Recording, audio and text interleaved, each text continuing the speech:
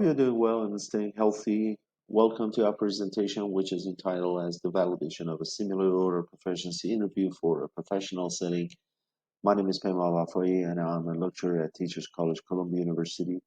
And I'm also presenting on behalf of my colleagues Mika, Hama, Richard, Cleary, and Jennie, Norviel at Second Language Testing and Corporation. The goal of the current presentation is to first introduce a simulated oral proficiency interview developed and administered by Second Language Testing and Corporation, or SLTI, and then to provide some validity evidence for the appropriateness of the use of this test for its intended purposes. Before getting into the details of the study, a little bit about SOP. So the Simulated Oral Proficiency Interview, or SOP, is a performance-based speaking test that is commonly used as a surrogate to the oral proficiency interview. Unlike many other semi-direct tests, the SOP contextualizes all its test tasks to ensure authenticity. And the tasks in the prototypical or the original SOP format assess the examinee's ability to perform different functions at the ACTFL, intermediate, advanced, and superior levels.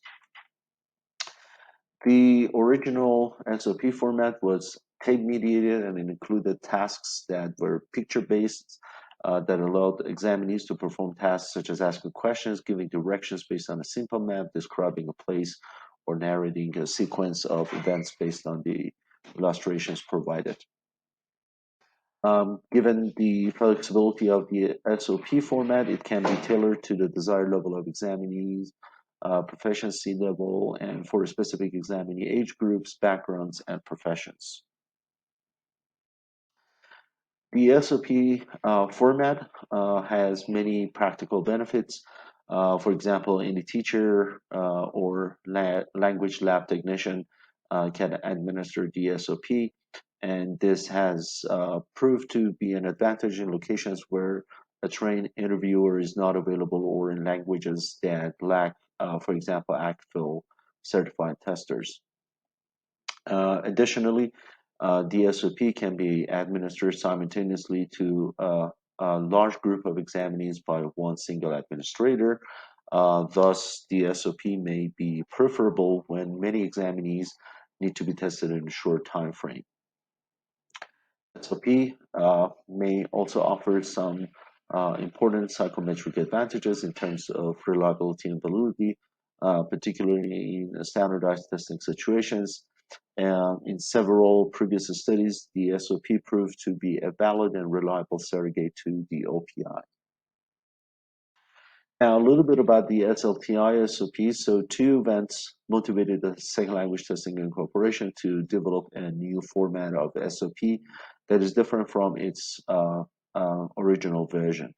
One event was that computers became ubiquitous, and this allowed the development of a computer-mediated SOP that facilitates its administration and rating, and changing the format of the test from tape-mediated to computer-mediated increases the ease of test administration and the quality of recorded speech from the test takers. And this also facilitates the process of rating, especially because the industry standards require double-blind scoring by raters who are not necessarily present at the test administration site. The other event was the increasing popularity of Common European Framework of Reference, or CEFR.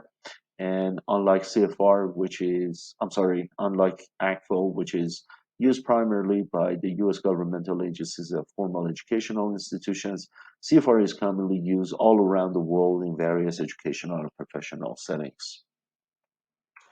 Currently, the SLTI SOP is being used by several multinational companies to screen applicants during the recruiting process, and these recruits will typically work in a customer service call center of these companies.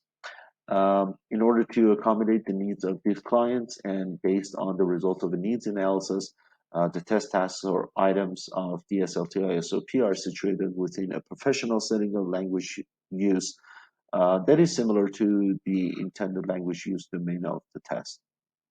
And the SLTI SOP tasks prompt the test takers to respond to questions and or situations that are closely tied to the use of language in a work setting, based on which test score users can make inferences about the ability of the test takers in the actual TLU domain. Also, based on the results of the need analysis, the minimum level of English proficiency for being able to effectively carry out the work-related tasks was deemed to be CEFR B2 level. And this means that the SLTI SOP should be able to reliably rate the performance of the test takers to be at B2 level or lower. However, to make the test scores more informative and to broaden their use for a wider range of contexts, the SLTI SOP includes 6 tasks to elicit spoken responses that are rateable at the A2 to C1 levels and their respective sublevels. So this way, the SLTI SOP tasks are scoreable at the following levels: A2, low B1, high B1, low B2, high B2, and finally C1. This way, 3 out of the 6 SLTI SOP tasks aim to elicit responses that CFR described as B1, and responses to these B1 tasks are rateable within the range of A2, low B1, high B1 levels. One of the SLTI SOP tasks was developed with the aim of eliciting responses at the B2 level, and the responses to this task are rateable within the range of lower than B1 or A2, low B1, high B1, low B2, and B2 levels. And finally, the 2 remaining SLTI SOP tasks aim to elicit responses at the C1 level, and responses to these 2 tasks are rateable within the range of A2, low B1, high B1, low B2, high B2, and C1 levels. Accordingly, the responses of the test takers can be rated at each of the levels except for C1 for at least 3 times, which is the minimum requirement for the reliable assessment of the spoken performances at each of the CFR levels. Also, to allow the administration of tests in massive numbers and to minimize the chance of cheating, SLTI SOP has been developed to include 8 equal forms. Each form includes 6 different but similar test tasks with similar difficulty levels. So once again, the purpose of the current validation study was to examine several important psychometric qualities of the SLTI SOP, and the current study was a follow-up to an earlier validation study on the test, the results of which were used to make several qualitative revisions on the test. The current study was guided by 4 research questions. The first one was that are scores from the 8 SLTI forms comparable in their score distributions, or are the 8 forms at a comparable difficulty level?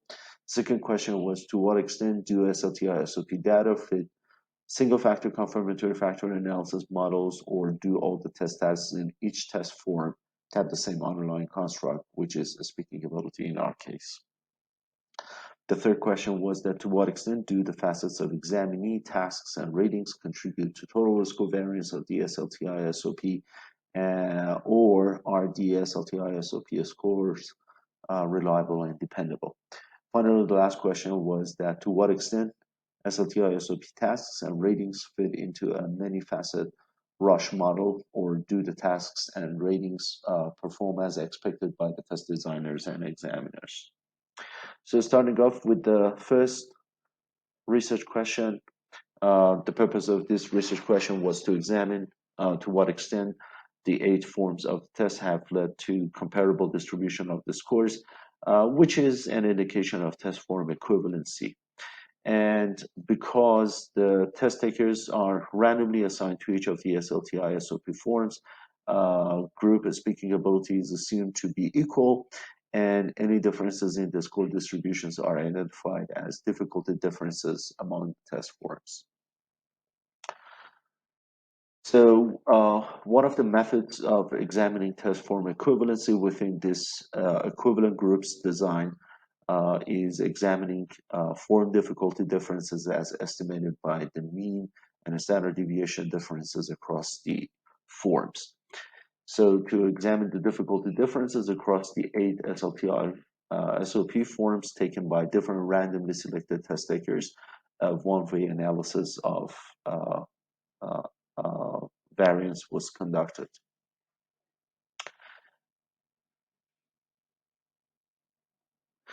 This table summarizes the means and standard deviations of the scores of the test takers across the 8 test forms.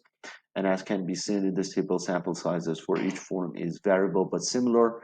Also, sample sizes are large enough for obtaining a stable estimate of the proficiency level of the test takers across the 8 forms. And the results of the one-way ANOVA was statistically significant.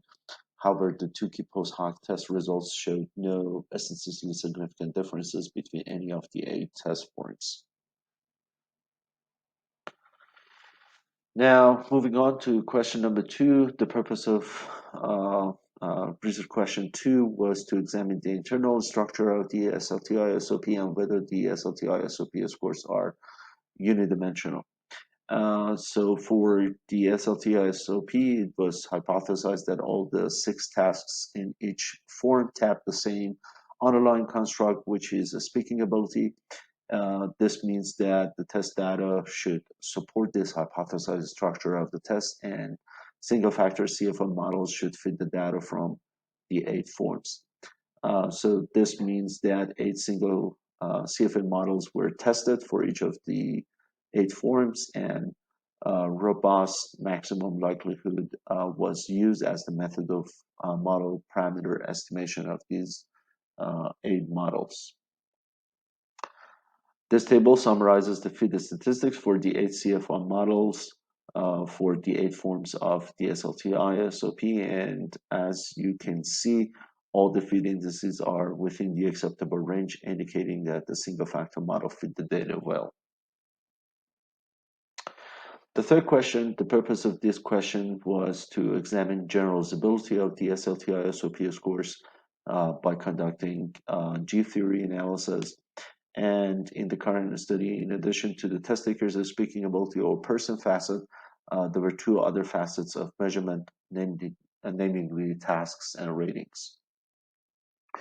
A little bit about the G theory analysis in its study. So because not all the test takers were rated by the same 2 raters, instead of the effect of 2 raters, the effect of 2 sets of ratings was examined. And this way, the design of the current study was fully crossed because in each form, all the test takers took all the 6 tasks and received 2 sets of ratings. Quick note about geotheory analysis, and that is the biggest amount of variance should be explained by person facet.